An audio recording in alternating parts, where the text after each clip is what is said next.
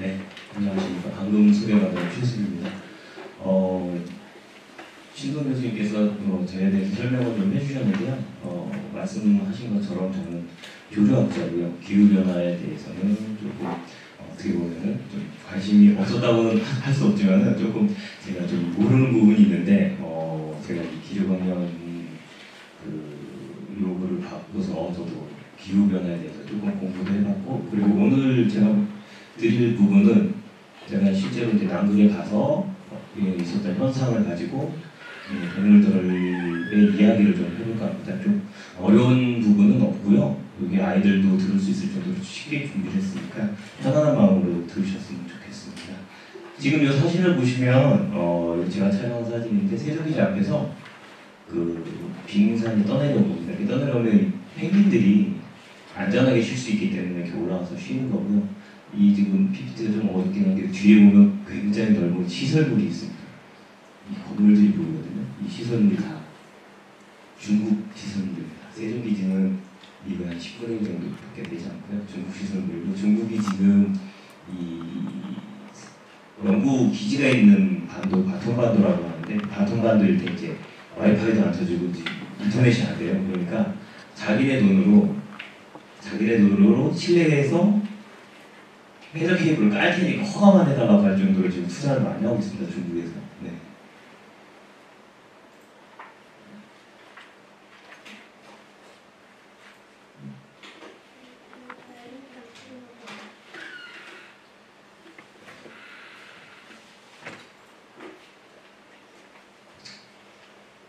네, 죄송합니다. 오늘 제가 말씀드릴 거는 이제 제가 이제 공부해본 기후변화에 대한 내용을 지금 앞서 교수님께서 말씀하셨던 내용과 중복되는 부분이 많은데, 그 부분에 대해서 제가 좀 말씀을 드릴 거고요. 그리고 이제 남북 생태계라고 광범위하게 말씀드렸는데, 제가 같은 이제 세종기지 주변의 생태계에 대해서 좀 말씀을 드리고, 그거를 토대로 이제 기후 온난화에 어떤 영향이 있는지 그런 것들을 말씀을 드리고자 합니다. 요 배경사진도 잠깐 설명을 드리자면, 보통 빙산하면 이렇게 흰색을 생각을 하실 텐데, 빙산 중에서 이렇게 하얀 푸른색을 띤 빙산들이 가끔 떠내려옵니다. 그 빙산들은 뭐냐면 이 철성분을 함유하고 있는 빙산이라서 빙산 연구자들이 주로 이제 굉장히 많은 관심을 보이는 빙산의 일종입니다.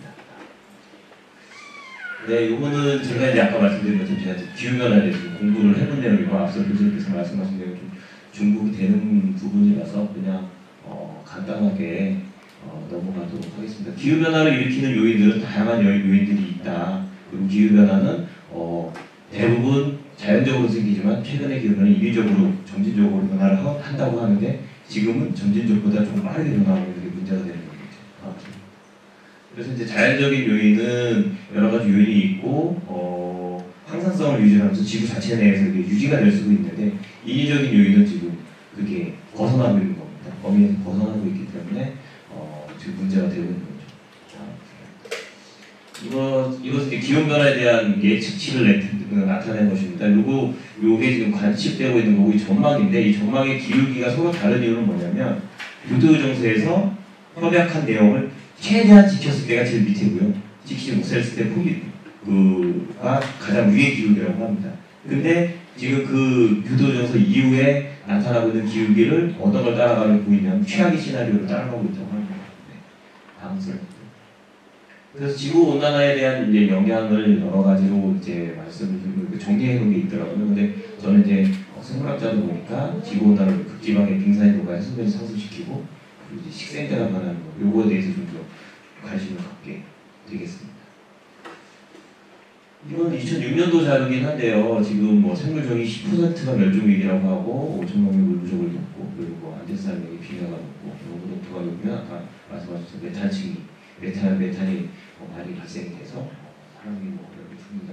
이건 그냥 기대치이기 때문에, 그리고 그 보고서이기 때문에 별로 피부에 와닿지는 않는데, 이런 내용들이 이제 저는 이제 남극에 가서 좀 겪었던 것을 말씀을 드리겠습니다. 네, 한 번 더 보여주시겠어요? 여러 가지 이제 대륙별로 기후 온난화에 대한 영향들에 대한 보고서가 있습니다. 이제 남극 같은 경우에는 빙하가 녹는 게 가장 큰 문제라고 합니다. 남극의 빙하의 두께가 굉장히 4kg 정도 되거든요. 두께가. 비행단 두께가 4kg 정도 됩니다. 그게 이제 녹기 시작하면 거점을 시작되는 거죠. 다음 이제 세종기지를 가게 되는 절차를 조금 궁금해하실 것 같아서 제가 준비를 해봤습니다. 남극의 크기는 미국 대륙보다 조금 큰 사이즈입니다. 여기 지금 엎어놓은 게 미국 대륙 사이즈고요. 여기 바깥에 있는 게 남극 대륙 사이즈입니다. 한 번만 더 클릭해 주시겠어요? 세종기지는 이 남극점에서 가장 따뜻한 데 있습니다. 대부분의 과학기지들이 여기에 위치되어 있고요. 그 장보기지가 있는 쪽도 대부분 이쪽에 위치가 되어 있습니다. 이 극점에 있는 기지들은 영구적으로 사람이 상주하는 기지는 미국에서 가지고 있는 기지 하나밖에 없고요. 거기도 이제 시설물 유지 관리 자원으로 가지고 있는 기지 정도입니다. 근데 여기를 이제 잠시만요. 이제 한국에서 남극 세종기지까지 가는데 이제 소요되는 시간을 제가 정리를 해놨습니다. 보통은 무조건 이 실내로 가야 됩니다. 푼타아레나스에 가야 이제 남극 세종기지로 갈 수 있는데 가는 뭐 방법은 여러 가지 있습니다. 유럽 쪽으로 가는 방법이고요, 북미로 가는 방법이고, 저는 갈 때 이제 뉴욕을 경유해서 갔습니다. 뉴욕을 경유해서 14시간 비행을 하고 여기서 또 이제 푼타아레나스까지 11시간 비행을 하고요. 이제 푼타아레나스에서 기상을 봐야 됩니다. 기상을 봐서 남극에 이제 비행기가 착륙할 수 있는지. 그래서 이제 올 스탠바이 하고 있는 겁니다. 밤이고 낮이고. 배 타고 가진 않나요? 네. 배 타고 가는 경우에 이제 우리나라에서 아라고노라고 세빙선이 만들어지면서 배 타고도 갔었고, 아주 옛날에는 비행기를 착륙시킬 시설물이 없어. 그때는 이제 얼음이 많고 눈이 많기 때문에 비행기가 착륙이 힘들었었습니다. 그래서 그 한 15년 전만 해도 군용 비행기가 갔어요. 실내 군용 비행기만 갔는데 지금은 여행사가 있습니다. 여행사가 생겨가지고 저희 갔을 때도 돈 많은 분들이 이제 거기서 해서 남극 대륙이라고 해서 비행장에 딱 내려서 와 남극이다 하고 가는 데만 2천만 원. 드는 데도 오더라고요, 중국 사람들이. 그래서 그분들이 돈을 내니까 이제 저희는 밀리는 거죠. 그래서 공항에서 한 5시간 또 밀려본 적도 있습니다. 그래서 이 전체 비행기 값보다 여기서 여기 3시간 가는 비행기 값이 훨씬 더 비싸요. 그래서 이제 푼타아레나스에서 들어가기 전까지 이제 스탠바이 하고 마지막 운명을 느끼면서 긴장을 하면서 기다리게 됩니다. 새벽이 됐든 밤이 됐든 연락이 오면 이제 비행기를 타야 되니까. 그래서 이제 총 소요되는 일수는 이 남극까지 들어가는 것까지 정상적으로 물 흐르듯이 들어가면 딱 6일 정도 걸립니다. 가는 데만. 이게 비행기로 갔을 때.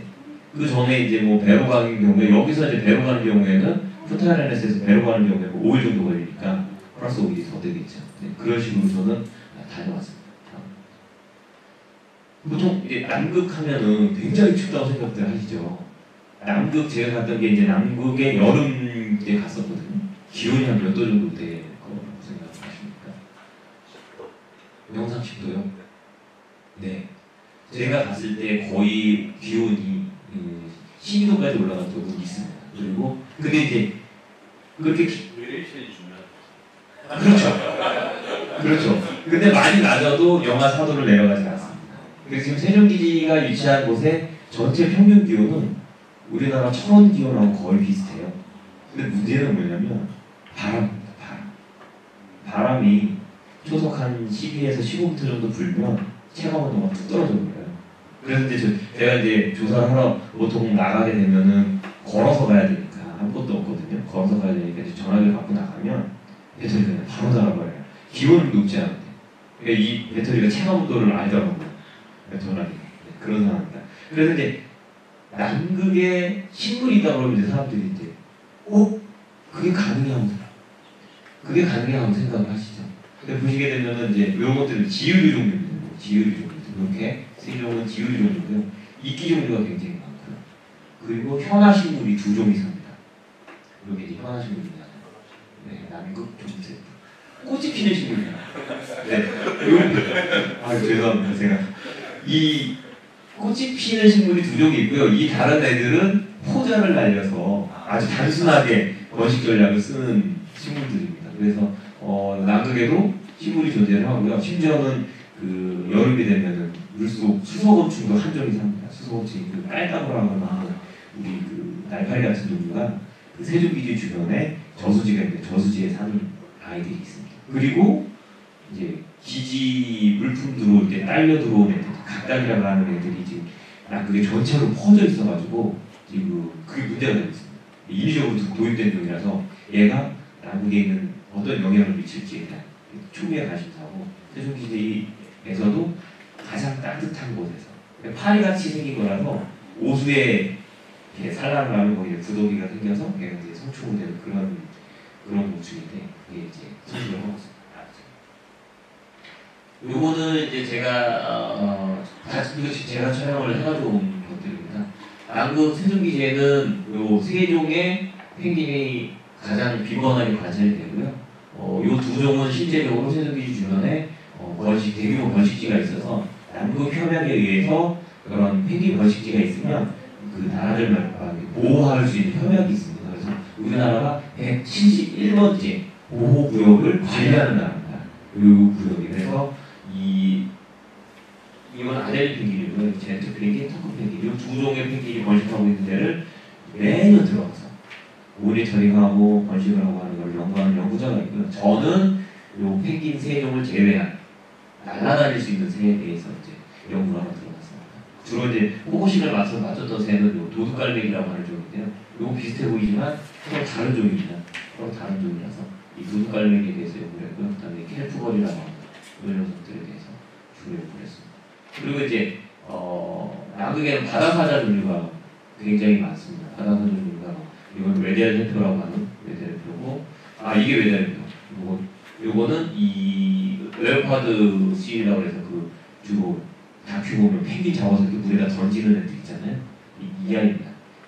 생기가 제일 귀엽게 생겼습니다. 실제 보면. 그리고 이제 남극 물개라고 해서 귓바퀴가 달린 아이들이 삽니다. 그러니까 이제 물개하고 해파하고 구분하는 기준이 그겁니다. 이게 귀가 콩긋이 나오면 물개고요. 이게 없으면 해파라고 보시면 됩니다.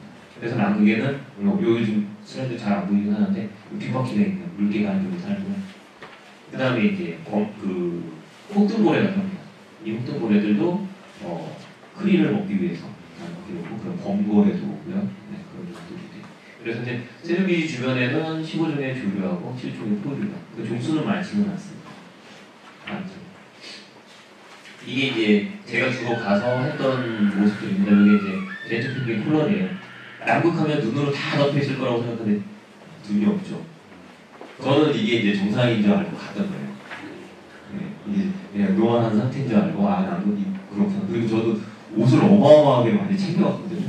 이게 이제 남극에서 조사하려면 나오는 극지연구소 이제 유니폼인데 이 안에 그냥 러닝 하나만 입고 다녀도 될 정도로 따뜻했습니다. 네.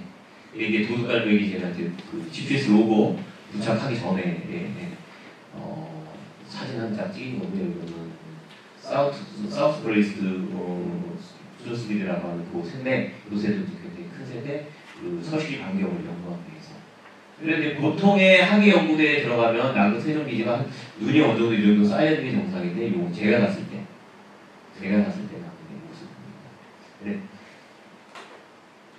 그리고 이제 이게 이제 터큰 펭귄 제가 갔을 때 이제 모습이에요. 이게 이제 얘네들 콜로니고요. 콜로니를 다 이루고 번식을 하는데 주로 이제 요 주변에 보이는 거는 크리를 먹고 배설한 똥 때문에 뻘겋게 보입니다. 네, 뻘겋게 보이고 요 바위가 요 바위인데 요거는 제가 찍은 건 아니고 전년도나 전전년도에 때는 이 정도로 눈이 어느 쌓이는 게 정상적인 한 번쯤은 그러니까 제가 75일을 남은 게 있었거든요. 한 번쯤 이렇게 쌓이는 게 정상이라는데 한 번도 못 봤어요. 눈이 내리는 이틀인가 밖에 없어요. 그래서 눈이 많이 내리면 이제 둥지에서 알을 품고 있으니까 눈이 쌓이니까 얘는 이렇게 갇혀버리는 거예요. 지체원의 눈은 녹고. 근데 문제는 이제 눈이 녹아버리면 알이 이제 물에 질척질척 해지겠죠. 네, 그게 문제인데 그래도 부활을 하게 된다. 잠시만요. 요게 제가 이제 남극에서는 펭귄이 죽으면 얘네들이 그냥 비란 상태로 되어 있어요. 그래서 이게 남극 젠투 펭귄 껍데기입니다. 젠투 펭귄 껍데기고 요게 이제 등 쪽이고 이쪽이 배 쪽입니다. 그래서 몸통이 한 두께가 이 정도 된다고 보시면 됩니다. 이 정도 된다고 보시면 되고 요거는 좀 냄새가 나긴 하지만 요거 이게 이제 자연 상태에서 건조만 해가지고 제가 가지고 온 건데 오늘 혹시 괜찮으신 분들은 한번 펭귄 깃털 한번 만져보시고 이 펭귄 깃털의 구조가 굉장히 독특하게 되어 있습니다. 구성이 되어 있어서 이 겉에 있는 털 외에 겉에 있는 주털 외에 안에 요거 제가 드릴게요. 이건 돌아가는 거 아니에요. 이 안에 털이 이중 구조로 되어 있습니다. 이중 구조로 되어가지고 네. 돌아가면서 한번 만져보시죠. 이중 구조로 돼요. 정 교수님 뭐? 아, 저기 여기다가 그 물새 같은 경우는 물방울 터뜨리면 이 발수하잖아요. 네네. 네, 그렇습니까? 지금은 제가 냄새가 너무 나서 세제 처리를 해서 기름이 없습니다. 아, 네.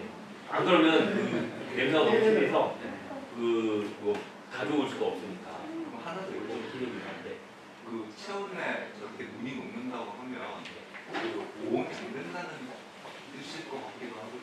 아 그래서 새- 괜찮은지. 새들의 기본 체온은 사람보다 높다 40도에서 43도까지. 근데 이제 단열은 되는데 단열이 돼도 주위에 있는 눈 온도보다는 높으니까 녹는 거죠. 알을 품을 동안 제가 지금 저렇게 알을 품고 있는 게 12시간 이상은 계속 여기 버티고 있는 거예요. 12시간. 네, 그렇기 때문에 단열이 된다고 해도 몸 닿는 부분은 그 명상으로 가니까 녹는 거죠. 요거는 뭐 같으세요? 이것도 펭귄 기술이에요. 펭귄 꼬리 장치. 얘들이 이제 펭귄이 쓰려면 이게 지지대가 필요하잖아요. 그래서 꼬리기 굉장히 단단한 거예요. 아, 이게 이제 꼬리기 이게 뻗치지 수 있게 한번. 네 맞습니다.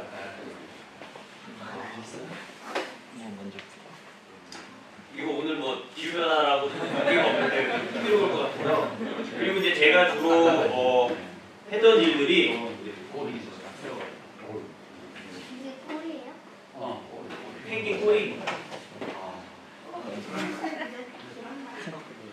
그리고 이제 제가 또 주로 했던 일들이 그 세종기 주변에 사는 날아다니는 새를 연구한다고 했잖아요. 날아다니는 새들 모두 구해서 개별 주민등록증을 발급하고 이게 새들 주민등록증이에요. 그러니까 발가락에 이렇게 알루미늄으로 된 거를 채웁니다. 근데 요거는 이것도 돌아가면서 한번 보시세요. 이거 채우게 되고 그리고 멀리서도 확인할 수 있게 이런 플라스틱으로 가벼운 소재로 된 것도 채우게 됩니다. 근데 네, 다리에다 발가락 아래다. 근데 이거는 기울이 높고 뭐 계속 오래가면 삭잖아요. 이게 부서지기 때문에 알루미늄 같이 하나 거치는 거예요. 이게 보면 이제 나라별로 달라요. 이게 이제 우리나라 거. 이게 우리나라 거고요. 이게 독일 거. 독일은 영구로 들어간 지가 오래돼가지고 여러 가지 색깔을 쓰는데 독일에서 썼던 거. 요것들은 이제 실제 채웠던 게 사측에서 죽은 거 제가 회수를 해온 거기 때문에 요건 실제로 채웠던 것 같아요. 근데 이제 이런 걸 채운다 그러면 무료를 하시는 게 무거운데 이거 채워놓으면 새들이 죽지 않냐고 생각을 하시는데 여러 실험을 통해서 가장 적절한 가이드라인이 있습니다. 그거보다 무거워버리면 저걸 채워놓고 논문을 쓰면 논문을 써볼 시간. 그 논문을 쓰고 뭘 하건 인정을 받으려면 그 가이드라인을 맞춰야 돼요. 그래서 그렇게 염려하지 않으실 정도의 무게로 채워놓습니다. 그래서 제가 주로 그런 작업을 했고요. 국가별로 나름대로 풀어주는 기호가 있습니다. 맞습니다. 색깔하고 그게 맞아야 되기 때문에 서로 공유를 할 수도 있고 그 아이디는 어떤 식으로 풀이하고 있습니다. 그거는 이제 국가에서 마음대로 정해도 상관없지. 왜냐하면 이제 그 메탈링이 다 다르게 되어 있기 때문에 궁극적으로 메탈링을 다야 확실하게 알 수 있습니다. 앞에 이제 네. 아까 EK 사건 네네네. 요거는 이제 한국이고 그다음 그거를 그 플라스틱링에는 국가 식별은 없어요. 색깔로 그냥 우리나라 색깔은 노란색이야 뭐 그렇게는 얘기를 하기는 하는데 아까 말씀드린 것처럼 똑같은 독일 색깔 두 가지 쓰잖아요. 기간에 따라서 다르고요. 근데 이제 알루미늄 금속가락지에는 국가가 적혀 있고요, 기관이 적혀 있고, 그다음에 개체 우유번호가 적혀 있어요. 한번 나중에 다시 한번 보시죠. 네. 근데 제가 이제 주로 했던 일이 저런 일들을 하다 왔습니다. 그래서 이제 한 번 더 눌러주시겠어요? 이게 이제 반통반도라고 하는 반도입니다. 반도고 요 거리가 한 4에서 5km 정도 됩니다. 4에서 5km 정도 되고 슬라이드가 잘 안 보이는데 여기에 이제 세종기지가 위치를 하고 있고 여기가 이제 비행기를 타면 저 위쪽에서 내려서 고무보트를 타고 또 30분을 타고 들어와야 돼요. 예. 그래서 이제 세종기지에서 연구원이 한 번 사망한 적이 있는데 이 고무보트에서 이렇게 떨어져가지고 한번 사망한 그런 사고도 있습니다. 근데 제가 주로 이 일대를 이제 걸어 다니면서 이제 그 건식하는 조류 계속 번식을 하고 다 주민등록증 발부했으니까 작년에 왔던 애가 그 자리에 또 오는지 그리고 새끼를 몇 마리를 치는지 이런 것들을 이제 모니터링을 주로 했고요.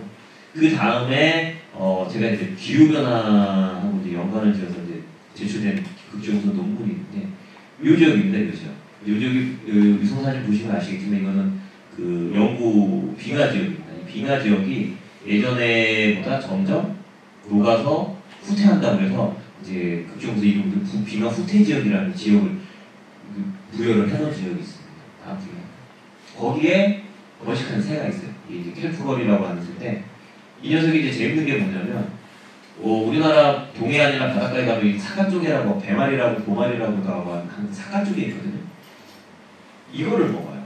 다른 건 잘 안 먹고 다른 있으면 먹는데 먹을 게 없어요.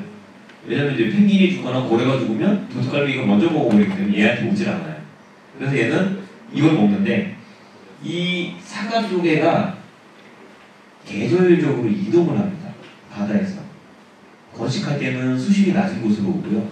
겨울에 바다가 수심이 낮은 곳 더 얼으니까 자기네들도 얼지 않으려고 깊이들 내려가거든요. 근데 이제 얘가 이제 기어가는 속도가 1시간 한 1m 정도씩 이동을 합니다. 근데 얘들이 기가 막히게 수온 변화나 계절 변화를 알고 이동을 하거든요. 아시겠지만은 하드한 동물들이 어떠한 환경 변화에 민감하게 반응을 하잖아요. 그러니까 얘네들은 민감하게 반응을 합니다. 그래서 이제 얘네들이 이제 번식하는 시기는 얘가 깊은 데서 나랑 사과 쪽에 깊은 데서 낮은 데로 올라오는 시기에 맞춰서 번식을 합니다. 그래서 이제 얘네들이 먹을 때는 이게 사과 쪽에 통째로 잡아요. 꿀꺽 생깁니다. 꿀꺽 생겨요. 여러 가지 꿀꺽 생기고 안전한 데 가서 그 먹을 수 있는 고기 부분은 소화를 시키고 껍데기만 이렇게 뱉어놓은 거예요. 그럼 얘가 이제 텔프걸이 쉬는 장소인 거예요. 껍데기가 하얗게 뱉어져 있습니다. 다음 순간에. 그러면 역시나 얘도 이제 고유번호를 부여를 했고요. 그렇게 되면 이제 둥지를 만들고 새끼를 태어나는 처음에 태어난 새끼는 이렇게 손질을 뽀송뽀송해요. 근데 얘네들이 얼마나 똑똑하냐면 둥지에 가보면 그 번식지에서 지속풍이 있습니다. 항상 불어오는 방향이 있어요. 계절풍처럼. 그 바람이 오는 곳에 항상 바위가 하나씩 있어요. 조금이라도 따뜻해야 되니까. 그리고 이 바위가 없는 애들은 이 먹은 사과 쪽에 껍데기로 이렇게 벽을 쌌습니다. 어떻게든. 제가 지금 이제 연구 중입니다. 이게 얘네들이 그게 정확하게 맞아 떨어지는지 제가 이제 현장에서 느낀 건 그건데 이제 데이터로 이제 승부를 해야 되니까 데이터도 모으고 이런 식으로 이제 번식을 하게 됩니다. 알은 3개나 2개를 낳고 번식을 합니다. 다음 주에. 근데 아까 말씀드린 그 빙하 후퇴 지역이라는 곳이 99년도에는 여기 이제 해수면 라인이에요. 여기 사진이 잘 안 나와서 이거는 위성 사진인데 여기는 다 뿌옇게 하얗게 되어 있습니다. 2005년도도 여기는 이제 그 성코처럼 되어 있긴 하지만 이 넓게 빙하로 덮여 있고 2009년도도 넓게 덮여 있긴 하는데 뭐가 좀 무너져 내리는 흔적이 있습니다. 2011년도는 이 부분이 다 녹아버린 거예요.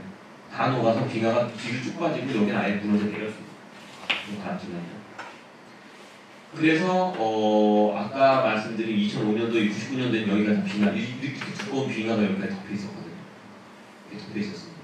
근데 이게 떨어져 나가거든요. 떨어져 나가 두께 보이시죠? 이게 사람이에요. 떨어져 나가 두께입니다. 근데 여기서 후퇴를 하면서 이 지역에서 헬프가 번식을 합니다. 유일하게 같은 것들에서. 다음에 그래서 이제 그 조사를 해봤더니 연구 초기에는 얘네들 빙하가 여기 덮여 있으니까 여기서 주로 번식을 했었어요. 근데 계속 해가 지나갈수록 얘네들 빙하를 따라가는 거예요. 이게 이제 어떤 영향인지는 몰라요. 아직까지는. 근데 따라간다는 거는 증명이 됐습니다. 그래서 근데 이제 바람이 여기서 계속 불어오는 방향이 있거든요. 근데 여기다 만약에 둥지를 틀어버리면 빙하가 막아주는 바람 방향에 막는 게 없잖아요. 그렇기 때문에 얘네들이 번식지를 계속 옮겨갑니다. 근데 재밌는 게 뭐냐면 남극에 있는 번식하는 새들, 펭귄이나 이 아이들이 제가 아까 그 가락지를 달아본다고 그랬잖아요. 둥지 자리를 저희가 이제 그 가장 성능 좋은 GPS를 좌표를 찍어놓고 가요. 다음에 와서 가면 그 둥지 위치가 30cm가 안 벗어납니다. 정확하게 찾아와서 둥지로 오게 틀어요. 거기에 둥지가 흔적이 남아있는 게 아니고 계절이 한번 바뀌면 밋밋해지거든요. 눈이 오고 빙하, 눈이 오고 어떤 밋밋해지는데 펭귄도 그렇고 얘네들도 그런데 얘네들이 굳이 번식기 이렇게 옮기는 이유는 바람하고 연결이 있지 않을까. 근데 이게 옮겨가다 보면 여기가 빙하우트 지역이 어디까지 후퇴할지 모르거든요. 후퇴해서 지나가면 어떤 식으로 바뀔지 이거에 대해서 지금 포커스를 맞추고 있습니다. 다음 질문. 국민도 거기 그 산란 지나 설치 갈때 네. 자손이나 뭐 이런 걸로 찾아가나요? 새들이요? 예. 새들이 번식기 전체, 그러니까 바통관으로 찾아오는 걸 말씀하신 것처럼 뭐 태양이나 아니면 자기장 얘기도 있고 최근 연구에 의하면 이 각막 안에 방향을 탐지하는 단백질 성분이 발견이 된대요. 그 각막 안에 단백질 성분하고 뇌하고 신경이 연결이 돼서 그렇게 간다. 제가 메카니즘까지는 정확히는 모르는데 논문을 제가 그리고 화학 전공이 아니라서 생활 전공이 아니라서 이해를 못하는데 그런 게 발견이 되어서 그게 네. 편광이라는 이야기가 있어가지고요. 얘기. 그러니까 이제 그 편광을 보면은 태양 방향을 알 수가 있다는 그런 이야기가. 네네네. 그래서 그 각막에 있는 그 뭐 단백질 성분이 작용을 한다는 그런 논문이 최근에 발표도 됐습니다. 그리고 아까 제가 말씀드린 지역은 찾아갈 수 있는데 그 지점은 어떻게 찾아가는지는 아직 밝혀지는 바는 없어요. 펭귄들 같은 경우. 근데 그게 정말 30cm 폭을 벗어나지 않습니다. 그걸 어떻게 하냐면 펭귄은 다리가 짧아서 가마치를 채울 수가 없어요. 근데 옛날에는 날개에다가 그걸 채웠는데 이게 날개에다 채우면 문제가 뭐냐면 바닷속에서 헤엄을 칠 때 유성이 빠르기 때문에 이 금속이 변형을 일으켜요, 날개. 그래서 애들이 자꾸 죽습니다. 그래서 그건 못하게 돼 있어요, 법적으로. 그 다음에 이제 발견된 게 뭐냐면 칩을 심습니다. 우리 애완동물 칩 심잖아요. 그걸 심어놓는 거예요. 그러면 칩 심어놓고 얘가 몇 번인지 적어놓은 다음에 GPS 자료 적어놓고 이들의 번식하러 오면 알자리에서 이렇게 엎드려 있거든요. 그럼 그 센서, 인식한 센서가 삑 소리 나면 아 얘가 그 자리인데 GPS 자료 딱 보면 아까 말씀드린 것처럼 방금 30cm 안에 중지를 정확하게 찾고 짝도 그 짝을 정확하게 찾습니다. 네, 그런 식으로 연구를 합니다. 그럼 그한 콜로니에 몇 개체 수가 어느 정도 되는? 그게 지금 우리 남극에서 관리하고 있는 171번 그 구역에서 젠토 펭귄하고 토거 펭귄이 있는데 그거는 정확하게 제가 그 콜로니 스테이트라는데 1000단위가 넘습니다. 네. 그 천 단위가 각자 다 자기 자리. 그렇죠. 그래서 신기하게도 걔네들이 이제 둥지간의 거리도 또 조금 더 타닥타닥 붙어 있거든요. 한 30cm가 안 될 정도 붙어 있어요. 그러니까 정확하게 안 찾으면 남의 둥지를 침범하게 됩니다. 정확하게 찾아야 돼요. 안 그러면 지가 먼저 실패하니까. 타닥타닥 붙어 있기 때문에. 아까 제가 사진 보여줬을 때 되게 타닥타닥 붙어 있었어요. 네. 이건 이제 궁극적이고 이제 생태학적인 질문일 수도 있습니다. 동물들이 춥고 열악한데 남극을 찾는 이유가 뭘까요? 우리 어린애들이 대답을 좀 재밌을 것 같긴 한데 다른 데 심취해 있어서 네, 이거는 그냥 화두로 던져놓고 네, 바로 제가 진행을 하겠습니다.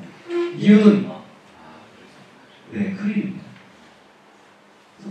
요새 그 크릴 크기가 어느 정도라고 알고 계시나요? 남극에 있는 크릴 종류가 있긴 한데 사이즈가 어느 정도 될 것 같습니다. 1cm? 5cm? 네, 다음 질문. 남극에 있는 크릴은 평균 6cm 정도입니다. 6cm 정도면 이만하거든요. 저도 그게 이제 우리나라 교육 현실의 문제인 것 같아요. 크릴하면 플랑크톤 성. 저도 그렇게 알고 남극을 갔어요. 근데 크릴이래 하고 갖고 왔는데 이만한 거예요. 그래서 내가 지금 어떻게 뭘 배우고 그랬지? 할 정도로. 네, 크릴새우입니다. 크릴새우는 특징적으로 아가미 기능을 하는 게 몸 밖에 나와 있어요. 요거는 다음에 제가 말씀드릴게요. 네, 다음 주에. 크릴새우는 이 남극 생태계의 가장 기본적인 축입니다. 다음 슬라이드. 한 번 더 넣어주세요. 이 보시면 이제 젠토 펭귄이 밖에 나갔다가 크릴을 잔뜩 먹어가지고 이제 어미가 이제 먹이는 겁니다. 먹이는 장면이 이게 다 크릴새우. 이게 먹일 때 그 덩어리가 한 이 정도 됩니다. 이 정도 덩어리를 한 5개에서 6개를 먹어요. 한 번에 갔다 오면.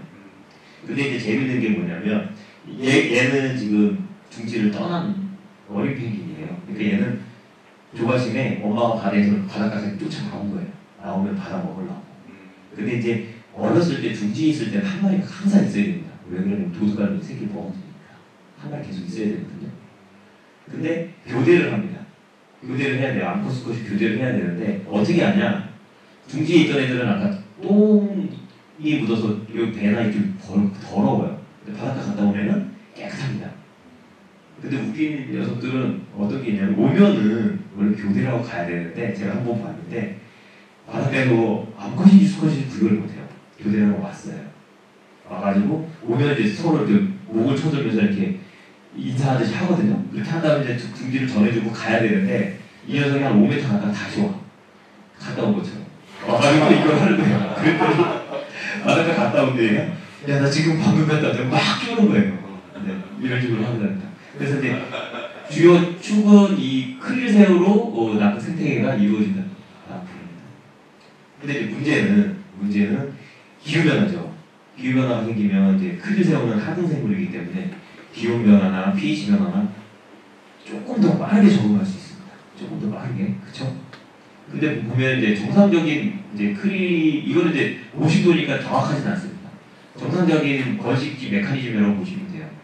이 제트 펭귄이 남극 바통반대에 와서 알을 낳고 새끼가 크기 전까지는 지몸 하나 건사하면 되니까 먹이가 조금 부족해도 괜찮습니다. 요 번식 알을 낳아서 새끼가 태어난 시기는 크릴이 가장 많은 시기에 맞추겠죠. 남극 연구자들이 펭귄을 연구하는 사람들의 절반 이상은 크릴 연구자입니다.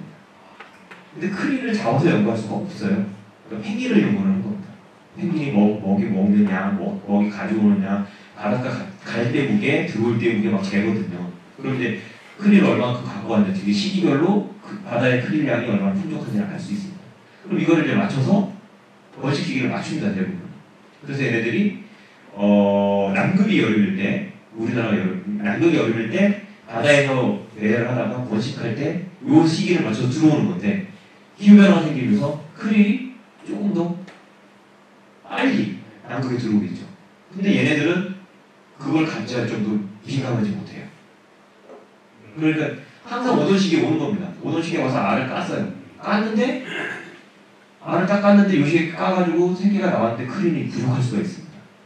이거는 근데 남극에서만 일어나는 일이 아니라 실제로 우리나라에서 번식하는 소형성 조류들도 이런 일이 발생을 합니다. 그렇게 되면 새가 잡아먹어서 없어져야 될 곤충 애벌레들이 남아도는 경우가 있겠죠. 그러면 그 곤충이 갑자기 대발생을 하게 됩니다. 근데 저 소형성이라고 그러셨습니까? 무슨 조류? 근데 작은 참새나 작은 소형. 걔네들도 그런 현상들이 우리나라에서도 일어나고 있습니다. 그래서 남극의 기후 변화가 이런 식으로 다 직접적으로 영향을 미치게 되고 있습니다. 한번 더 눌러주시겠어요? 그래서 이제 바다새들 중에서 어떤 것들이 어떤 요인들이 가장 번식에 생존에 영향을 미치냐고 했더니 기후 변화가 특히 펭귄 종류는 88%가 영향을 준다는 연구 결과가 있습니다. 왜 이 알바트로스나 이거는 이제 페트롤 종류는 그 우리 말로는 바다제비 종류거든요. 그 아이들이 다 대부분 바다를 날아다니면서 먹이를 찾는 아이들입니다. 근데 펭귄은 유독 더 심하다는 연구 결과였습니다. 제가 이제 남극에 갔을 때 모습을 이제 보여드립니다. 요거 보시면은 요게 세류기지거든요. 세류기지가 요 끝에서부터 여기까지 200m에서 한 250m 될 거예요. 여기 떠내려온 비가 납니다. 그럼 비가 크기가 어느 정도 가는 데 있어요. 여기서부터 여기 한 250m 정도. 그럼 길이가 지금 300m가 넘는 비가 떠내려오는 거예요. 근데 이게 여름에는 어느 정도는 정상적인데 이 비가의 나이가 중요합니다. 오래된 비가가 녹는 건 상관이 없어요. 왜냐하면 떨어져 나가면 여름에 녹는 건 당연한 거니까. 근데 젊은 비가가 계속 녹아 떨어지면 나이 먹을 기간이 없는 거죠. 이것들이 이제 젊은 비가의 그 확률이 높다는 거죠. 요 비가는 제외해서. 그리고 남극에 가면 이렇게 초원이 생깁니다. 네, 이기 초원이에요. 이게 이렇게 여름에 생깁니다. 이게 면적이 과거에는 그렇게 넓지 않았는데 최근에는 좀 넓어지고 있습니다. 그리고 계곡도 형성해요. 한 번 더 눌러주시겠어요? 이게 동영상인데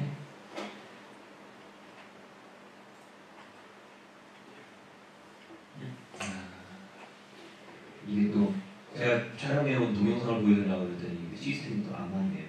이게 이제 남극에서 그 계곡이 형성이 됩니다. 녹아가지고 이거를 좀 안타깝게 그냥 넘어가겠습니다.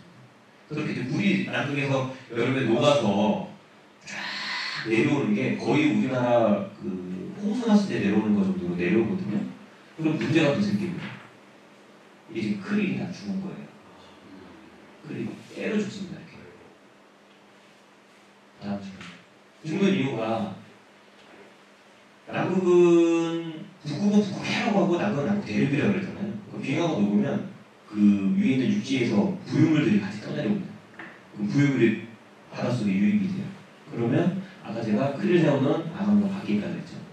그 미립자가 여기 아가미를 막아버립니다. 시커멓게. 그래서 죽어버려요. 근데 이것 역시도 여름철에 일어나는 현상으로서 그다지 이상한 일이 아닌데 이 빈도수가 문제인 거죠. 죽는 애들이 너무 많아요. 그러면 고래 같은 경우에 새끼 키우려고 와서 크릴 세워 먹는 애들이 있대. 물속에 없으면 먹질 못하는 거죠. 네. 다음 슬라이드. 이거는 이제 뭐 원론적인 거더라고. 저도 찾아서 지금 집어넣은 건데 이산화탄소가 해양 산성화를 시킨다. 그런 얘기 많이 하시잖아요. 그래서 이산화탄소가 해수에 녹으면 여기 보시면은 뭐 이산화탄소가 물에 녹으면서 탄산과 함께 수소이온을 방출하면 산성화가 되니까. 그게 뭐가 문제냐면 이 각각류들이나 폐류들이 몸을 제대로 만들지 못하고 하기 때문에 문제가 되는 거죠. 네, 다음. 요거는 제가 겪은 건 아닌데 이거 최근 겁니다. 2019년도 4월인데 여기는 이제 그 장보고 기지하고 좀 가까운데요. 장보고 기지하고 가까운데 요거는 황제 펭귄인데 황제 펭귄들은 빙하 위에서 번식을 하거든요. 빙하 위에서 번식을 합니다. 그래서 이제 새끼를 낳아놓고 얘네들이 번식 전략이 굉장히 복잡해요. 이 빙하까지 바다에서 거의 2달, 3달을 걸어갑니다. 암수가 걸어가서 거기서 이제 자기 둥지자리를 만들고 암컷은 알을 낳고 가요. 2달, 3달도 걸어서 기어서 바다. 수컷은 발 위에다가 알을 올려놓고 알을 펴습니다. 2-3달. 그러다가 이제 부화를 하겠죠. 부화를 하면 그동안 아무것도 안 먹고. 네, 지가 가지고 있던 영양분을 통해가지고 새끼를 먹이고 있습니다. 이제 암컷이 올 때까지. 근데 어떤 문제가 생겨서 암컷이 못 오면 어떻게 할까요? 지도 살아야 되니까 새끼 버리고 갑니다. 근데 정상적으로 암컷이 오면 암컷한테 전달하고 수컷이 가는 거죠. 그럼 암컷은 자기가 먹고 온 게 있으니까 그걸로 새끼를 키웁니다. 어느 정도. 그러면 이제 솜털이 자란 펭귄 새끼가 돼요. 이 정도. 여기 이제. 그러면 얘네들은 암컷 수컷이 다 나가도 되니까 거기서 모여서 이제 펭귄 유치원을 만들어가지고 기다리고 있거든요. 근데 이 솜털이 이 털은 물에 비에 젖어도 아까 말씀하신 대로 발수 기능이 있어서 괜찮은데 새끼 때는 발수 기능이 없어요. 그냥 맨 솜털이에요. 젖으면 그냥 체온이 크게 떨어집니다. 근데 문제는 뭐냐면 이 빙하가 원래는 녹지 않는 빙하인데 갑자기 녹아서 떨어져 나가는 거예요. 얘네들이 솜털이 있던 애들이 아무리 헤엄을 잘 치는 펭귄이라도 다 죽을 수밖에 없는 거예요. 그래서 보니까 이 얼음 양이 해빙이 있었는데 이 정도 면적이 완전히 다 떨어져 나가는 거예요. 여기에 이제 펭귄들이 여기서 번식을 해서 떨어져 나가는 거예요. 이거는 이제 남극 빙하 얘기입니다. 남극 빙하의 평균 두께가 한 3-4km 돼요. 두께만 3-4km 됩니다. 그 빙하들이 계속 떨어져 나가면 어떻게 되겠어요? 다음 슬라이드. 이게 이제 그 2011년도에 찍은 사진이에요. 요게 남극의 여름 사진. 요거는 남극의 겨울 사진이에요. 네. 근데 여름이 되면 이 빙하가 녹아서 나가는 면적이 어느 정도 일정해야 되는데 2011년도에는 이게 이 노란선이 어느 정도 그 기본선이에요. 빙하가 녹아서 나가는 선. 근데 2011년도에 이렇게까지 나간 겁니다. 이게 뭐냐면 기후변화에 녹는 양이 어마어마하게 많아졌다는 거죠. 다음 주. 네. 아까 교수님께서 이제 북극 기후변화 얘기를 하셨는데 남극이 왜 더 치명적일까요? 다음 주. 요거 요즘에 많이 기후변화에 보면 나오는 그림입니다. 여기 또 교수님들 상대로 이거 답을 여쭤볼 수는 없고 우리 학생들이 조금 있었으면 좋았을 것 같은데 한 번만 생각해 보십시오. 이게 그릇에 얼음이 담겨 있습니다. 네? 아이스 아메리카노를 받아왔어요. 하나 꽉 채워줬어요. 저분이. 녹으면 어떻게 될까요? 생각합니다. 대부분 정답은 그대로입니다. 이거를 이제 북극해에 있는 얼음이라고 생각을 하시면 돼요. 북극해는 바다니까 높더라도 넘치는 양은 그대로일 확률이 높아요. 그러니까 해수면 상승에 영향을 크게 못 줍니다. 근데 남극은 두께가 4km 정도 되는 애가 육지 위에 있었어요. 걔네들이 녹아서 바다로 들어온다는 거예요. 그러면 해수면 상승에 미치는 영향이 북극하고는 차원이 다른 거죠. 그렇기 때문에 남극의 기후온난화가 더 중요하다고 생각을 하는 겁니다. 근데 이제 우리 인류가 사는 대부분 북반구에 있으니까 남극에서 일어나는 일들에 대해서 민감하게 얘기는 안 하죠.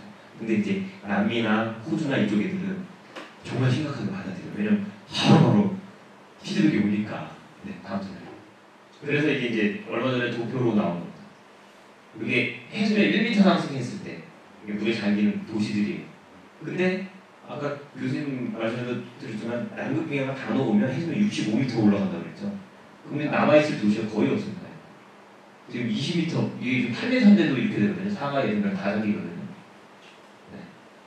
그러면 지금 뭐 기후온난화 얘기를 하면서 저희가 이제 뭐 그 여러 가지를 얘기를 하지만 저는 제가 이 강연을 준비를 하면서 느끼기에 이거 지금 정말 심각한 거구나. 근데 이제 그거를 이 영향을 주는 게 지금 몇만 년 사이에 1도 올라갔는데 100년 사이에 지금 1도를 더 올렸다고 하잖아요. 그게 그 변화폭이 아까 크릴새우가 적응할 수 있는 그 변화폭하고 인간이 적응할 수 있는 변화폭하고 훨씬 다른 것처럼 다르다는 거죠. 네. 그래서 이제 제가 이 강연을 준비하면서 느꼈던 거는 남극에서 있었던 일들은 저는 이제 일회성으로 갔다 왔고 또 기회가 되면 더 갈 수는 있는데 그 기후변화하고는 생각을 못했어요. 왜냐면 처음 간 거고 그때 제가 받아들였던 모든 것들이 그냥 당연한 건 줄 알았는데 여러 자료나 과학자분들하고 기존에 만났던 국제공동들하고 얘기를 해보니까 달라도 너무 다르다. 그런 이야기들을 많이 합니다. 그래서 이번 기회에 여러분들이 좀 멀고 남의 얘기 같지만은 한 번 정도는 고민해 주십사 했고요. 그리고 제가 이제 뭐 이런 것들 가지고 와서 좀 더 재밌게 해보려고 좀 얘기를 좀 해본 것 같습니다. 이게 이제 아데미 펭귄이라고 하는 아이예요. 마지막으로 이제 드리면 이거 보시면 이게 솜털입니다. 이게 솜털이 벗겨지면 이제 얘가 방수 깃털을 갖는 거죠. 근데 이 솜털의 상태에는 완전 걸레가 물에 젖듯이 그냥 흠뻑 젖어버려요. 그래서 더 중요한 거고요. 이 펭귄 깃털 제가 드렸는데 설명을 좀 안 되는 것 같아서 이건 펭귄 깃털이 가지고 있는 비밀이 있습니다. 이렇게 보기에는 그냥 단일 깃털처럼 보이는데 하나하나 떼보면 요 두 축이 있는 깃털 사이에 옆으로 삐져나온 다운 깃털이 있어요. 그러니까 요거는 체온 유지용입니다. 요거는 몸을 보호하고 이게 이제 등 쪽이니까 등 쪽은 검은색이라는데 빛을 많이 받아들이니까 따뜻하게 할 수 있는 그런 기능을 하는 역할을 한다. 그래서 좀 더 확대해서 보면 이 주 가지에 격가지가 있고 이 격가지에 솜털이 우성하게 달아있습니다. 아까 좀 눈여겨보셨으면 보셨을 거예요. 요거는 이제 펭귄들의 죽여버립니다. 이것도 뭐 제가 뭐 잡아서 죽이거나 그런 거 아니고요. 그냥 자연사한 아이들 것들입니다. 예, 펭귄은 바다 생활을 하잖아요.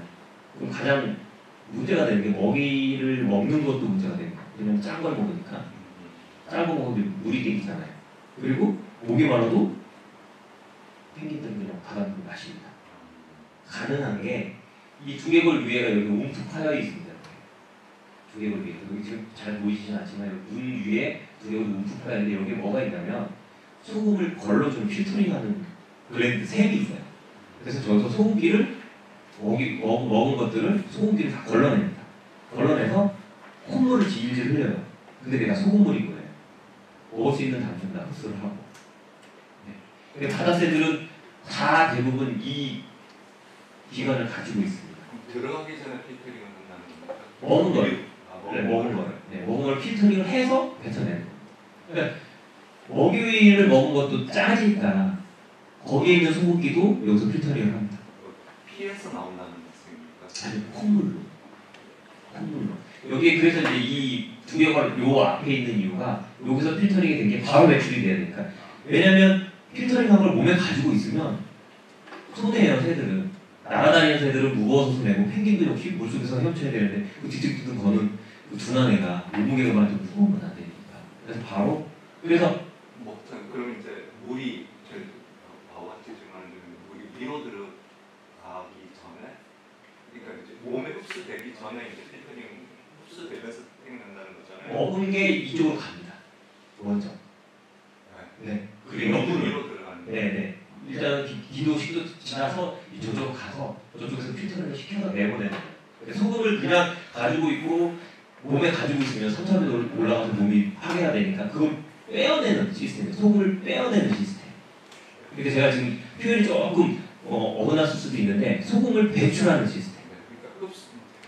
소화되는 거를 한다는 겁니까? 소화되는 그 음식물을? 네, 음식물은 소화되는 걸로 하고 마시는 물은 기도에서 식도로 들어가서 저쪽에 한번 갔다 오는 거죠. 수분. 갔다 오는 그게 이제 뭐 몸에 흡수. 일부는 흡수가 되고, 네, 수분은 일부가 흡수가 되고. 그러니까 우리가 생각하는 정수기랑은 조금 차원이 다른 거예요. 그러니까 메커니즘. 연고가 네. 입으로 먹었다고 치면 네. 식도를 통해서 보통 위까지 가잖아요. 네. 우리는 이제 대장에서 수분을 흡수하잖아요. 네. 그러니까 네. 위 가기 전에 저기를 통 간다는 것인지 큰 새우 같으면 흡수는 염분도 다 흡수가 되는데, 몸으로. 네. 그럼 그게 피로 들어가는 거 아니에요? 수혈면 이제 혈액 저희는 이제 신장에서 한번 거르잖아요. 그거를 저기서 하려고. 혈액으로 들어가는 거잖아요. 네네네. 그럼 저기 혈액에서 이제 빠져나온다는 말씀이십니까? 그거는 저도 생략적으로 자세히 모르겠는데, 제가 알기로는 저희가 이제 대장에서 수분을 흡수하면, 먹으면, 신장에서 필터링을 해서 나쁜 성분을 아모니아 형태로 배설을 하잖아요. 근데 염분을 얘는 이쪽으로 보내는 거예요. 저는 그렇게 알고 있습니다. 그래서 바다새들이 다 이 기관을 가지고 있고, 그리고 바닷가에 가시면 갈매기들이 계속 이렇게 코에서 뭘 질질 흘리고 있는데 그게 다 소금물이라고. 네. 제가 죄송합니다. 이거 생략적인 거는 정확하게 제가 생략자라서 그것까지는 모르는데 그런 기관들 가지고 있다만 좀 알아주시는 시간을 가졌으면 좋겠습니다. 그리고 꼬리가 그 이제 새들은 꼬리 나이 때 이제 착륙할 때 이렇게 펼쳐지잖아요. 네. 그럼 얘들도 서 있을 때는 그 이게 꼬리 부분이 이렇게 펼쳐지죠. 이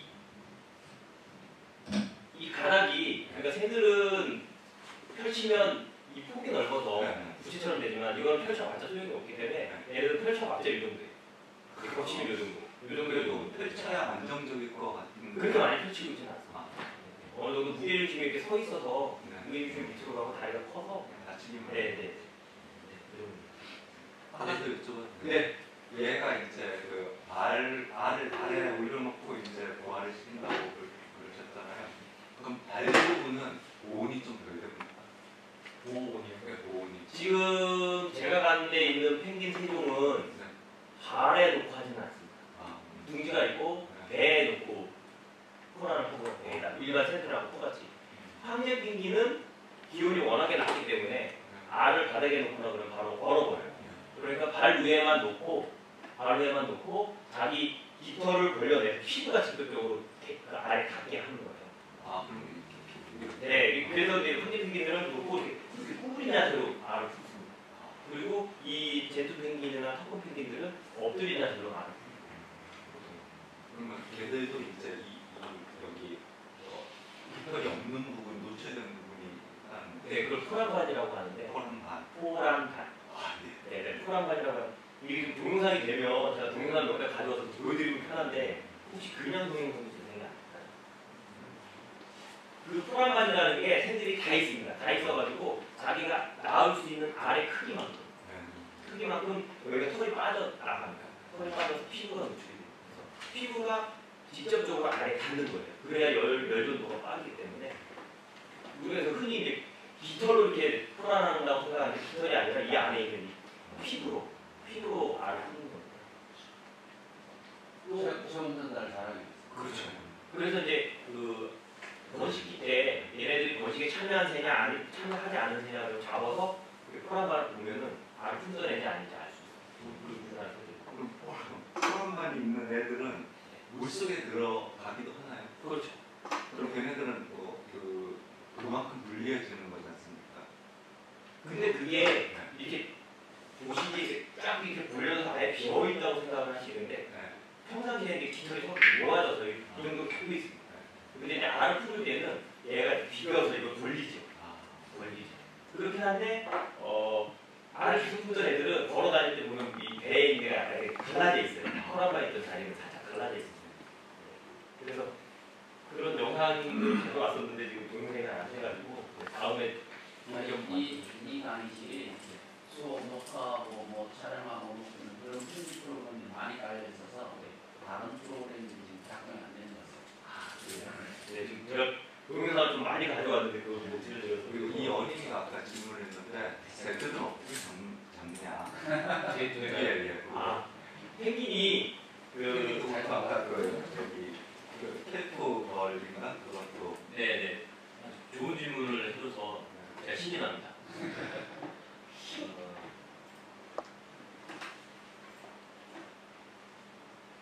보시게 되면 이게 지금 펭귄의 콜론이에요. 여기 새끼가 있는 거고 여기 둥지고 여기도 둥지고 얘네들이 둥지를 비우는 순간 어떻게 돼요? 도둑갈매기들이 항상 도둑갈매기가 여기 앉아있는 녀석이 있습니다. 얘가 번호까지 좀 얘네들은 그냥 내가 보고 있는 거예요. 어떤 거 잡아갔지, 어떤 알 빼갔지. 심지어는 알을 풀고 있으면 두 마리가 와서 얘를 신경 쓰이지 않으면 여기서 안 밑에서 빼가거든요. 네. 그렇게 얘네들은 사람이 가도 둥지를 떠나지 않아요. 그러니까 펭귄은 어떻게 하냐면 이 옷갈 모양의 천이 있습니다. 두꺼운 천. 그래서 가서 펭귄이 이렇게 앉아있으면 가서 이게 잡아야 되면 옷갈 모양 천을 이거 씌워요. 이게 되게 푹 듭니다. 우리 왜 그 도로에 보면 빨간색 고가 있잖아요. 그런 걸로 돼. 푹 씌워서 그냥 들고 나오면 돼요. 근데 이제 들고 나왔을 때 이 새끼가 안전해야 되잖아요. 그래서 이제 보천이나 이런 걸로 연구자에 덮어놓고 도둑갈매기 모두 한 명 지키고 있고 와서 이제 측정을 하거나 이제 기술에 뭐 자기 작업을 하고요. 그다음에 캘프걸 같은 경우에는 먹이로 유인을 합니다. 먹이로 유인을 해서 먹이를 뿌려놓고 올물을 만들어요. 물가비를 만들어서 한 3m나 4m 떨어진 데서 있다가 먹을 때 잡아 당기면 다리가 오는 거 걸리죠. 네, 그렇게 해서 잡고요. 도둑갈매기, 아까 갈색으로 생긴 도둑갈매기는